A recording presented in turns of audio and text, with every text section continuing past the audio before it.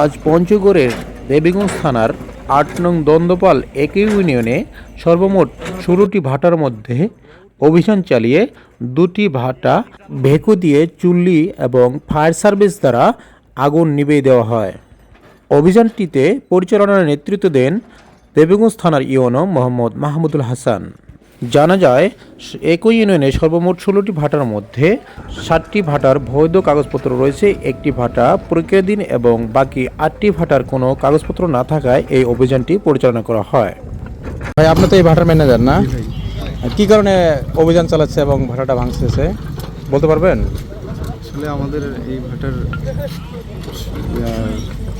Licence নাই, যার কারণে লাইসেন্স আমাদের 18 সাল পর্যন্ত ছিল। এটা 17 এটা আপাতত ওটা রেনু হয় নাই, না, রেনু হয় নাই এবং পরিবর্তনের কাগজ নাই, এই জন্য অভিযান চালাচ্ছে না। মালিক আসে নাই? না। উল্লেখ্য যে বিগত সরকারের আমলে বিভিন্ন সেক্টরে মোটা অঙ্কের অর্থ ঘুষ দিয়ে ইট ভাটা তৈরি করে ব্যবসা পরিচালনা করে আসছিল। একই ইউনিয়নে ১৬টি ভাটা থাকার কারণে এই এলাকার পরিবেশের ভারসাম্য হারায়।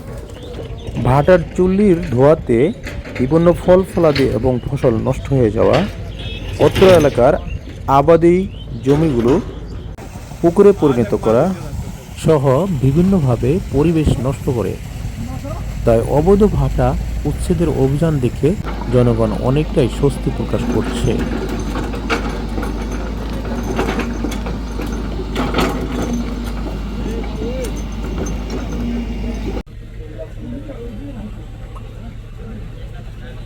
একটু ভাই শুরু করেন, আমরা আসতেছি আর কি।